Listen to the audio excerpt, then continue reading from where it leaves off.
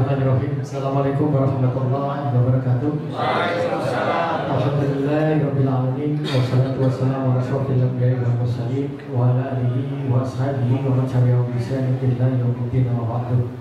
Kang hormati, taati para yai, para ulama, wabil khusus guru kula Yai Asif Bosi. Ini ya nopo ngundangi Yai Asif kula. Mas Jaini.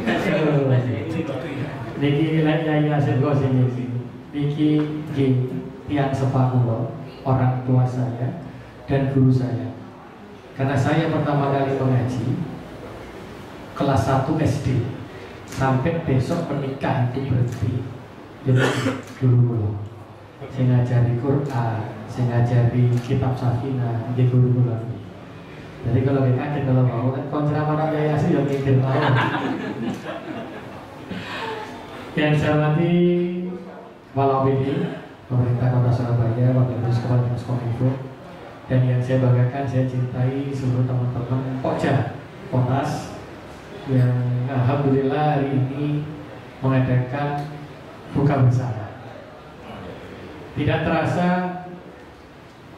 beberapa hari lagi kita akan menunaikan sholat atau Idul Fitri, meskipun nanti kemungkinan besarnya ini akan berbeda. Jadi kalau saya tanggal 21 mungkin ada yang tanggal 22, tapi moga-moga pada waktu Royatul Hilal nanti mungkin akan kelihatan sehingga sama tanggal 21. Tapi kalau hitungan kita mungkin tanggal 21. Tapi saya delok hilal, didelok di tanggal 20 ini umpamanya ketok ya tanggal 21, lara ketok dijangkepno tanggal 22. Tapi saya berharap perbedaan ini tidak menjadikan teman-teman mempunyai keyakinan kosong kari riyo disi. Moga-moga sing diyakini sing di. Kalau meyakini pemerintah dan Nahdlatul Ulama, maka mulailah awalnya dengan pemerintah dan Nahdlatul Ulama atau Muhammadiyah, yakinkan itu. Lewis mulai awalnya pemerintah ya melok pemerintah sampai riyo. Lain Nahdlatul Ulama ya mulai awalnya sampai riyo ini melok Nahdlatul Ulama. Tapi lek kosong awalnya melok Muhammadiyah ya berarti riyo ini oleh Muhammadiyah. Ojo ono sing jarine Mas Robi kalau mau telepon Yai ngomong kula. Kawali iku lek ono takbir iku jare wajib kudu segera membatalkan puasa. Ya iya jelas. Tapi awalnya melok sapa iki? Lah awalnya melok umpamane NU, awalnya melok NU terus riyoyone Muhammadiyah di sini karena itu kan ya ojo melok sing di yakinkan itu karena itulah yang menetapkan di dalam kolbu kita. Yang kedua di dalam Idul Fitri ini adalah kembali suci yang pasti adalah memohon maaf kepada orang tua kita, saudara-saudara kita. Karena itu ketika nanti Idul Fitri, saya juga meminta kepada seluruh jajaran pemerintah Kota Surabaya melakukan apa itu istilahnya, maafkan sama saudaranya, kerabatnya, yosa kakek ya kau dilakoni. Kalau di pemerintah, kalau di rumah dinas saya, berarti saya meminta maaf membuka pintu rumah saya untuk seluruh kerabat saya, saudara-saudara saya. Tapi lah pejabat pemkot ono sing mulia, ono ada nang omah ya lakukan di rumahnya. Tapi tidak menutup saya orang Surabaya untuk datang karena sebagai kerabat saya. Tapi saya berharap pada waktu meminta maaf ini maka diutamakan adalah ke orang tua dulu. Jadi wayane nang wong tuane, kecuali lek memang ada orang tuanya di luar kota ya, nang Surabaya dhisik baru sholat Id nang wong tuane. Tapi saya berharapnya Pokja Potas ini akan menjadi barokah. Pemerintah kota ini menjadi barokah kalau kita ini meminta maaf secara tulus kepada orang tua kita. Karena yang perlu diingat proses Yai Asif Bosin itu ridollahi fi ridho walidain. Ridhone Gusti Allah itu ridhone wong tua kita. Subhanallah fi subtil walidain. Murkanya Gusti Allah itu juga murkanya orang tua kita. Jadi tanpa sadar sing wong tuwa nang desa apa di luar Surabaya, anak-anaknya yang kerja di Surabaya kadang-kadang lali. Paling dipun setahun bisa. Bayar ya Allah. Betul ya bayar susah. Biasanya susah itu anak pasti wong tuwa. Bu, Pak, Mi, Ba, dungakno aku. Tapi lek ono susah pasti lari karo wong tuane. Karena yang saya pelajari dulu, Rodiano Tegok Ibnu Mas'ud itu tanya kali Kanjeng Nabi, doa siapa yang mustajabah itu apa? Sing disenengi itu apa? Sing disenengi Gusti Allah itu apa? Satu adalah sholat yang tepat waktu. Itu sing disenengi. Terus yang nomor loro apa? Dari sing bakti karo wong tuane. Sing nomor telu jihad fisabilillah. Berarti saya ingin membangun kota Surabaya ini dengan rasa yang penuh cinta kasih wabil khusus kepada orang tua kita. Karena ridhone Gusti Allah apapun pasti ridhone wong tua. Itu saya buktikan pada waktu pilkada. Ketika saya melakukan pilkada, tiba-tiba saya ditugaskan 3 bulan sebelum coblosan, saya baru mendapatkan rekom untuk turun. Itu adalah wong waras, gak tahu belum, termasuk saya. Saya pada waktu itu takut dan saya tidak mau. Tapi ketika saya bertemu Umi dan Abah saya almarhum waktu itu masih hidup, dia mengatakan, niatmu apa? Niatku ini bang, wis rubah niatmu digawe makami Abah yang ambil Umi lesetoni.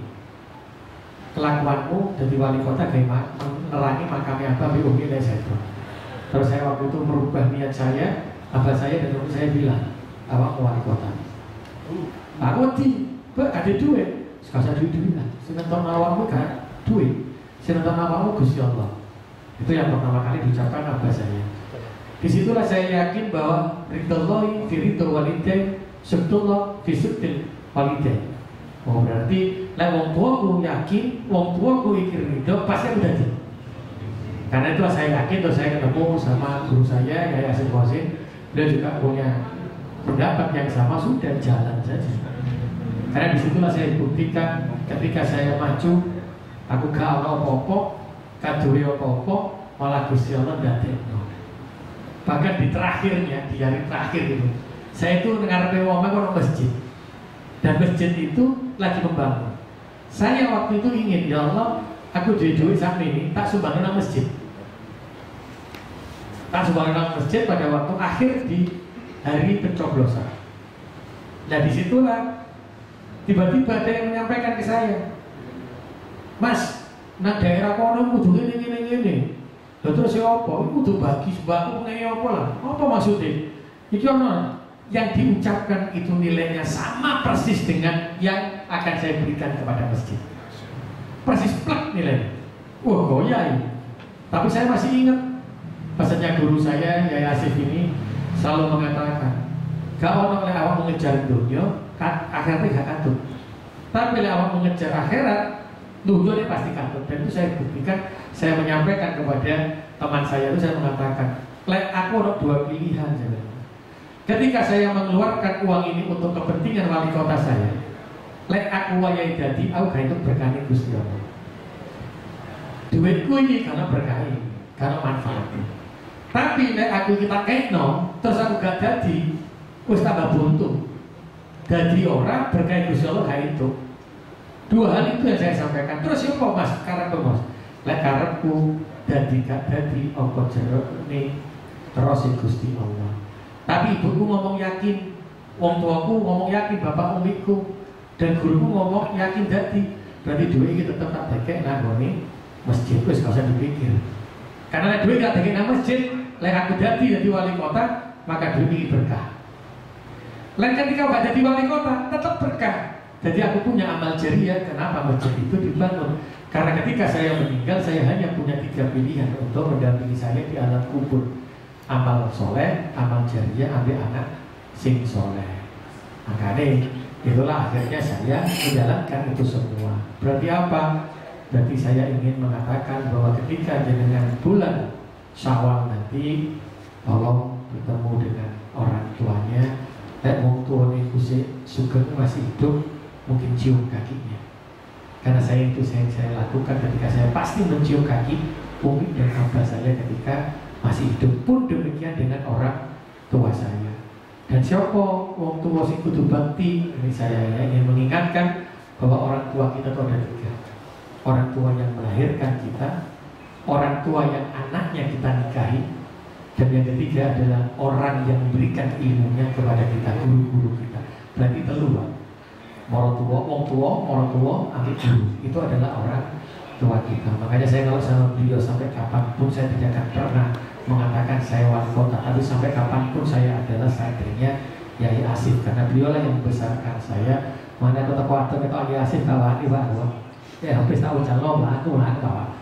Dan sampai kapanpun saya di depan siapapun ketika bertemu dengan beliau, saya pasti akan cium tangannya beliau, karena beliau adalah orang yang membesarkan saya, orang yang memberikan ilmunya kepada saya, sehingga sampai kapanpun beliau adalah orang tua saya. Dan saya berharap jajaran pemerintah Kota Surabaya, juga termasuk saya pribadi dan teman-teman Pokja Potas yang sudah saya anggap sebagai keluarga saya sendiri, ayo diamalno amalan bakti karo wong tua. Insya Allah nek bakti karo wong tua, maka Pokja Potas iki sing nanggoni Pokja Potas ini seluruh wartawan akan diberikan berkah oleh Gusti Allah. Pasti dadine luwih gede, rezekine pasti lancar, rezekine pasti akeh, itu yang kita cari.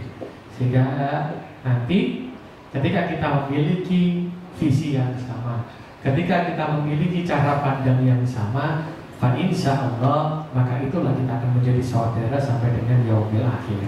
Yang paling akhir kalau nitip tahun 2024 ini tahun politik.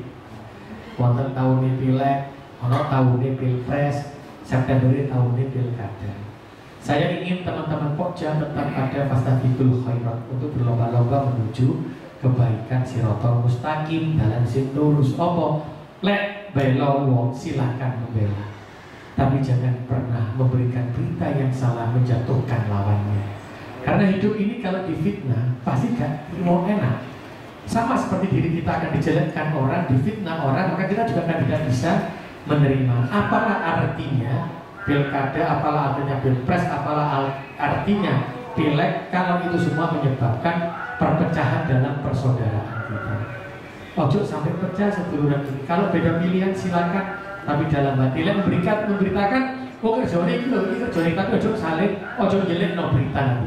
Karena saya yakin siapa sih gawe berita sing elek, pasti Gusti Allah ridho. Nek soal ridho, dadi lan eleke uripe awak dhewe. Kula kali jenengan dadi elek. Dan itu yang diajarkan para guru saya, selalulah berbuat ta'awun, tolong-tolongan, selalulah berbuat yang baik, tidak menjelekkan orang lain, salinglah selalu berbuat santun kepada orang lain. Insya Allah ketika kita sudah berbuat santun, kalau kita sudah ta'awun, sudah saling tulungan, maka disitulah kita akan mendapatkan berkahnya Gusti Allah. Karena saya yakin Pokja Potas di bawahnya Mas Robi ini, saya yakin selalu akan memberikan berita yang paling benar dan terpenting. Saya yakin akan memberikan cara belajar yang baik kepada masyarakat untuk mengenal politik jauh lebih baik daripada ini. Dan dengan Pokja Potas, saya ingin warga Surabaya bisa terkurangi kemiskinannya, bisa terkurangi penganggurannya, bisa terkurangi yang namanya stunting, gizi buruk dan semuanya. Karena itulah sebenarnya yang menjadikan media ini menjadi lebih baik. Karena media ini bisa membawa ke surga, tapi media ini bisa menjadikan kita masuk neraka pertama kali ya, bukan media ini. Masuk surga pertama karena memberitakan yang benar, tapi fitnah. Terus fitnah ini terus melaku karena dia tidak melakukan kesalahan, tapi kita berikan fitnah. Insya Allah neraka sing paling besar itu yang paling awak dia dibuka ke Gusti Allah. Nanti bisa di surga pertama, dia sudah di neraka. Muga-muga Pokja Potas di bawahnya Mas Robi semuanya masuk ke dalam surga jannah. Mungkin itu teman-teman yang bisa saya sampaikan. Matur nuwun selama ini sudah menjadi partner pemerintah kota, selalu memberikan yang terbaik kepada masyarakat, selalu memberikan berita yang terbenar. Karena kalau masyarakat itu sudah dipintar, jadi amal jariah itulah jadi amal jariahnya kita. Matur nuwun sekali lagi. Mas Robi dan teman-teman tetap semangat. Insya Allah pemerintah kota akan selalu bergandeng tangan dengan Pokja untuk menyadarkan dan memberikan ilmu kepada seluruh warga Kota Surabaya. Ngapunten Bapak dan kelapatan kula mengakhiri wal muwaffiq ila thoriq. Wassalamualaikum warahmatullahi wabarakatuh. Waalaikumsalam warahmatullahi wabarakatuh.